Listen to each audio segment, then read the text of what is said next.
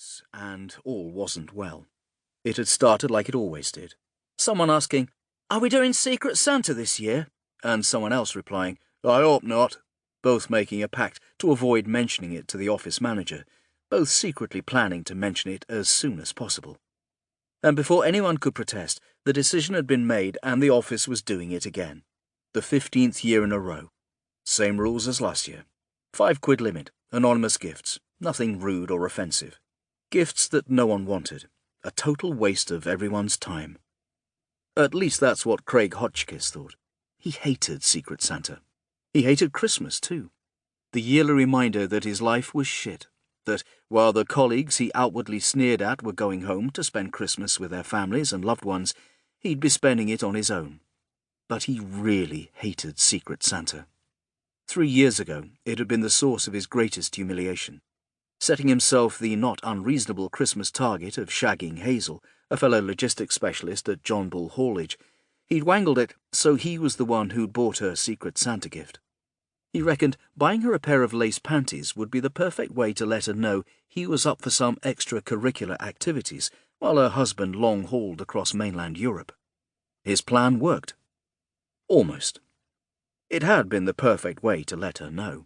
Unfortunately, she was happily married, and instead of rushing into his bed, she'd rushed to her husband, who was between jobs and was having a brew in the depot. The 6'5" lorry driver had walked into the admin office and broken Craig's nose. He told him that if he ever so much as looked at his wife again, he'd find himself hog-tied in the back of a Russia-bound shipping container. Craig had believed him, so much so that, in front of the whole office, he'd lost control of his bladder. For 2 years, everyone had called him Swampy. He couldn't even complain to human resources, as he was terrified of getting Hazel into trouble. For 2 years, he hadn't made a dent in the girls in the office. But eventually, Hazel and her brute of a husband had moved on. He took a job driving for Eddie Stobart, and she went with him. Craig told everyone that Hazel's husband had left the company because he'd caught up with him and given him a hiding, but no one had believed him. Actually, one person seemed to. By Craig's own standards, Barbara Willoughby was a plain girl. Her hair looked like it had been styled in a nursing home. Her teeth were blunt and too widely spaced, and she could have done with dropping a couple of pounds. On a scale of 1 to 10, Craig reckoned she was a hard 6, maybe a 7 in the right lighting, and he only ever shagged 8s and above.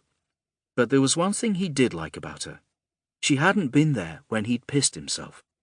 So he'd asked her out. And to his surprise, he found they got on really well. She was fun to be with, and she was popular. He liked how she made him feel, and she was adventurous in bed. He also liked how she only wanted to do things at the weekends. During the week, she would stay in and study for some stupid exam she was taking. Which suited Craig just fine, because after a few weeks of dating Barbara, he'd got his swagger back, and with it, he began carving notches again. To his amazement, he discovered it was actually easier pulling the type of woman he went for when he told them he was in a long-term relationship. He reckoned it was the combination of his boyish good looks and the thought of doing over someone they didn't know, which gave Craig an idea. If those sorts of women enjoyed the thrill of being with someone who cheated, they'd go crazy for someone who had affairs. So, Craig Hotchkiss, at the age of 29, decided he would ask Barbara to marry him. She'd jump at the chance. She was in her early 30s, had some biological clock thing going on, but was unaware he'd had a vasectomy 2 years earlier and would almost certainly be left on the shelf if she said no. And then he'd reap the rewards. A faithful doormat keeping his bed warm, and a succession of women who would happily shag a man wearing a wedding band. And because he wanted everyone in the office to know he was about to become illicit fruit, he'd decided to put past experiences behind him and propose during the office Secret Santa.